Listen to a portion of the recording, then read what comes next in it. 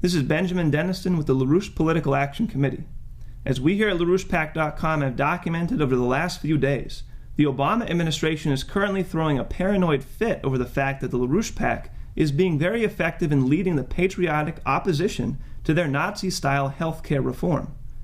The Obama administration has, over the past week, become hysterical in the face of this resistance, as we calmly and clearly tell the truth about the president's policy. As one example of this, we are featuring here a short video clip of a LaRouche PAC representative, Anton Chaikin, intervening at an Obama administration-sponsored event last Wednesday, June 10th, in Washington, D.C.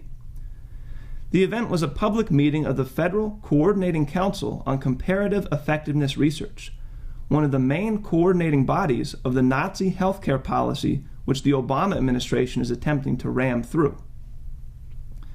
Speaking for 3 minutes during public comment, Mr. Chaikin exposed the fact that this very comparative effectiveness research body which he is addressing is operating from the same Nazi ideology as did Adolf Hitler, that some lives are not worthy of life, and thus attempting to eliminate health care for these expensive and undesired people.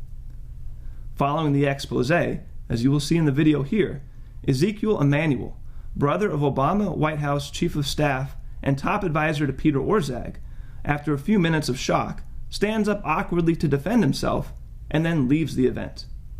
We present the video here.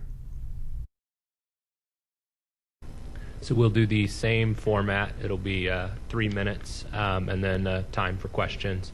We'll start with Mr. Chaikin. Anton Chaikin. I'm a historian and the history editor for Executive Intelligence Review. President Obama has put in place a reform apparatus reviving the euthanasia of Hitler Germany in 1939 that began the genocide there. The apparatus here is to deny medical care to elderly, chronically ill, and poor people, and thus save, as the president says, $2 to $3 trillion by taking lives considered not worthy to be lived, as the Nazi doctors said. Dr. Ezekiel Emanuel and other avowed cost-cutters on this panel also lead a propaganda movement for euthanasia headquartered at the Hastings Center, of which Dr. Emanuel is a fellow. They shape public opinion and the medical profession to accept a death culture such as the Washington state law passed in November to let physicians help kill patients whose medical care is now rapidly being withdrawn in the universal health disaster. Dr. Emanuel's movement for bioethics and euthanasia and this council's purpose directly continue the eugenics movement that organized Hitler's killing of patients and then other costly and supposedly unworthy people. Dr. Emanuel wrote last October 12th that a crisis, war, and financial collapse would get the frightened public to accept the program. Hitler told Dr. Brandt in 1935 that the euthanasia program would have to wait until the war began to get the public to go along. Dr. Emanuel wrote last year that the Hippocratic Oath should be junked. Doctors should no longer just serve the needs of the patient. Hoche and Binding, the German eugenicists, exactly said the same thing to start the killing.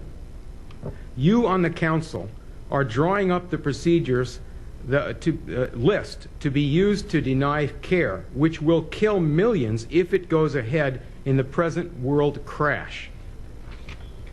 You think perhaps the backing of powerful men, financiers, will shield you from accountability, but you are now in the spotlight. Disband this council and reverse the whole course of this Nazi revival now. Thank you.